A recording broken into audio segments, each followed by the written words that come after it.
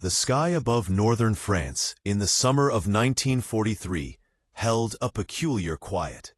Thin wisps of cloud drifted across the blue, catching the late morning sun, softening it into a muted silver. Below, the patchwork of farmland stretched endlessly, neat fields divided by hedgerows, small villages with tiled roofs, narrow roads threading between them like veins. From a distance, the hum of engines began to rise, low and steady, in almost imperceptible vibration through the air. On the horizon, Luftwaffe fighters glinted as they patrolled, their sleek silhouettes sharp and confident. Experienced pilots leaned against the metal of their Messerschmitts, sharing light laughter. A newcomer would notice their relaxed posture, the casual tilt of their heads, the ease with which they tracked the distant horizon. To them, the approaching Thunderbolts were another curiosity, a sturdy American fighter they had seen in photographs, but not one to worry about. The Thunderbolt itself waited on the tarmac, a machine both massive and purposeful. Its broad wings and thick fuselage seemed awkward in comparison to the nimble German fighters, almost comical in proportion. Ground crews adjusted the engines, checked the fuel lines, tightened bolts. There was no fanfare, no dramatic fanfare, just a quiet anticipation, the ritual of preparation, the calm before the roar. It was in that stillness, that delicate pause in the air, that the paradox began to form. How could something so seemingly lumbering, so heavy and slow, become the instrument of sudden, decisive force? How could the aircraft that elicited chuckles in enemy cockpits unleash a storm that would rewrite their understanding of speed, firepower, and survival? Above the fields, the engines growled to life. The Thunderbolt rolled forward. 8.50 caliber machine guns waited, poised for the moment when mockery would turn into reckoning. By 1943, the skies over Europe had become a complex theater of machines, men, and metal. The Luftwaffe dominated the air at the start of the war with sleek fighters like the Messerschmitt Bf 109, agile and fast, capable of sharp climbs and rapid turns. German pilots had grown accustomed to outmaneuvering the bombers they pursued, relying on precise formation flying, disciplined tactics, and decades of accumulated experience in aerial warfare. Across the Atlantic, American aviation industries had been quietly evolving. The Republic P-47 Thunderbolt was a product of this relentless focus on engineering, a fighter designed not for elegance, but for endurance, strength, and sheer firepower. Its broad fuselage and massive radial engine housed a rugged heart capable of absorbing punishment. It could carry more ammunition than any other contemporary fighter, and its 850 caliber machine guns were distributed evenly along its wings, a uniform array of deadly precision. Pilots who climbed into the cockpit were aware of the machine's paradoxical nature. The Thunderbolt lacked the maneuverability of its German counterparts. It could not twist and turn with the lightness of the Bf 109 or the Focke-Wulf 190, yet it could dive faster, climb higher under certain conditions, and deliver sustained bursts of firepower that no single German fighter could endure. Strategically, the P-47 was also a shield for the bombers it escorted. Long-range fuel tanks allowed it to travel deep into enemy territory. Accompanying formations of B-17s and B-24s as they approached heavily defended targets. In this role, the Thunderbolt was less a nimble predator than a moving fortress, its very mass and firepower a deterrent to those who had grown confident in the skies. In the air, its reputation was not yet fully realized. German pilots saw it as bulky, almost humorous, a flying tank that would struggle in a dogfight. The stage was set, calm and deliberate, for a confrontation that would shift perception and reveal the hidden potential beneath the Thunderbolt's broad steel wings. The contrast between the P-47 Thunderbolt and its German counterparts was striking. The Bf-109 was small, agile, and designed for rapid maneuvers. It could pivot, climb, and bank with near-impossible precision, a dancer in the sky. The Thunderbolt, by contrast, was a bulkier figure, a machine whose mass and wingspan spoke of endurance rather than elegance. Its radial engine hummed with steady power, not the piercing agility of a lighter fighter. Yet the analysis of combat is never purely about maneuverability. Speed, altitude, and firepower intertwine to form a complex calculus. The Thunderbolt could dive faster than most German fighters could safely follow, converting gravity into acceleration and allowing pilots to dictate the terms of engagement. Its 8 50-caliber machine guns, arranged along the wings, could release a torrent of lead capable of shredding even the most resilient fuselage. In one sustained pass, it could challenge multiple opponents at once. Range and endurance added another layer.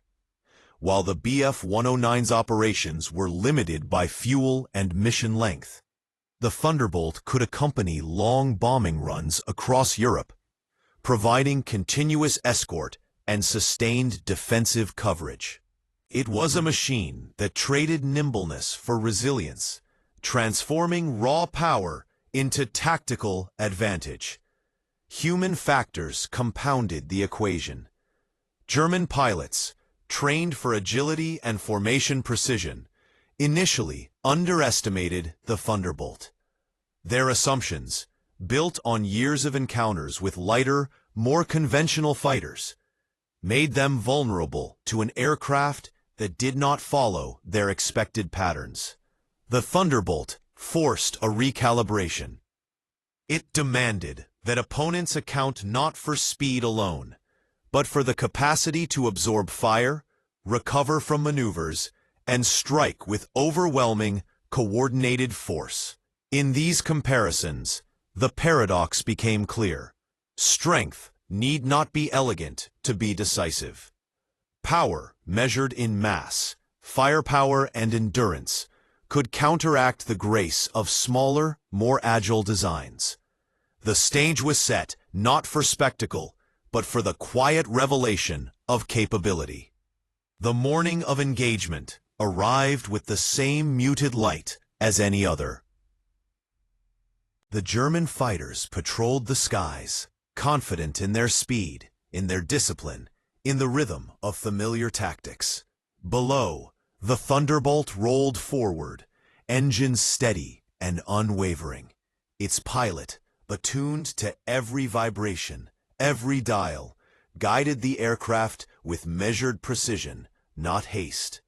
As the first encounter unfolded, the paradox became tangible. The Bf-109s, expecting to outmaneuver this seemingly cumbersome adversary, found themselves exposed. The Thunderbolt did not twist or pivot as they did. It held a straight, steady trajectory, a path of deliberate consequence. 8 50-caliber machine guns began to trace arcs across the air, bursts of fire cutting through the formation. The effect was immediate. A single pass could disrupt the rhythm of multiple enemy fighters, forcing abrupt evasions, breaking cohesion, and instilling a quiet, methodical panic. The German pilots, trained to respond to nimble maneuvers, struggled to anticipate the Thunderbolt's rhythm. Its dives were calculated, its climbs sustained, each movement governed by physics and mass rather than agility alone. For every burst of 50 caliber fire, the outcome was tangible. Wings shredded, fuselages scored, formation lines fractured. Yet there was no spectacle, no dramatized explosion of heroics. The scene was methodical, almost clinical, a demonstration of principle rather than theatrics. Over fields and rivers, above villages and farmland, the confrontation unfolded with measured intensity. The Thunderbolt dictated the terms, not through finesse, but through endurance, firepower, and calculated presence. It was a quiet domination, a revelation of capability that shifted assumptions. What was once laughed at became respected, understood, and, in the moment, impossible to ignore. In this calm, measured passage of time, the P-47 revealed the consequence of its paradox. A fighter that seemed unwieldy, yet possessed a decisive, undeniable edge. When the engagement concluded, the air settled into an uneasy quiet. Smoke drifted across the fields, mingling with the soft haze of distant sunlight. German pilots returned to base with a newfound awareness. Their earlier confidence tempered by the experience of the Thunderbolt's methodical presence. The machine they had once dismissed had imposed a new standard, forcing a reconsideration of tactics, formation, and engagement. The P-47 itself bore the marks of combat, scorched wings, and streaked fuselage, recording each encounter as silently as a ledger. Its pilot, still attentive, guided the aircraft back to safety, each movement deliberate, conserving strength for the journey home. For the ground crews and observers, the image of the Thunderbolt was quietly transformative, a revelation not of flamboyant heroics, but of applied engineering, of calculated advantage realized through discipline and understanding. In the broader context of the air war, this encounter illustrated a simple principle. Advantage need not reside in elegance or perception alone. It can reside in the combination of endurance, firepower, and the ability to survive while others falter. The P-47 had demonstrated that technology, when applied with precision, could shift assumptions and expectations. For the pilots who survived, the experience lingered beyond the flight. Discussions in mess halls, in briefings, and in quiet reflections acknowledged the subtle recalibration of respect. Tactics evolved, formations adapted, and the Thunderbolt earned a reputation that extended beyond the immediate engagement. Its presence was a quiet assertion of capability, a lesson in measured, deliberate force that did not demand applause. Even as the skies returned to their earlier rhythms, the implications persisted. What had seemed cumbersome, what had drawn laughter, had become a point of reference, a tool for reflection, and a testament to the way innovation can quietly yet profoundly reshape the theater of war. In the hours that followed, the engagement settled into memory rather than immediate consequence. The P-47 Thunderbolt, with its broad wings and resolute engines, became more than a machine. It became an example of how perception and reality can diverge. Laughter, once the response of confidence, gave way to reflection. Strength and capability, it seemed, are often quiet, measured forces rather than flamboyant displays. History rarely offers such clear lessons in a single moment. Yet this scenario reveals the subtle interplay between technology, human judgment, and circumstance. The Thunderbolt did not invent heroism. It did not require drama. Its power lay in endurance, precision, and the calm execution of principles that had been meticulously understood by those who designed it. In that sense, it is a reminder that innovation can manifest in forms that defy expectation, reshaping outcomes without spectacle. The encounter also illuminates a broader rhythm of war. Machines and men exist in constant dialogue, each adapting to the other, each measuring advantage not only in speed or firepower, but in timing, understanding, and foresight.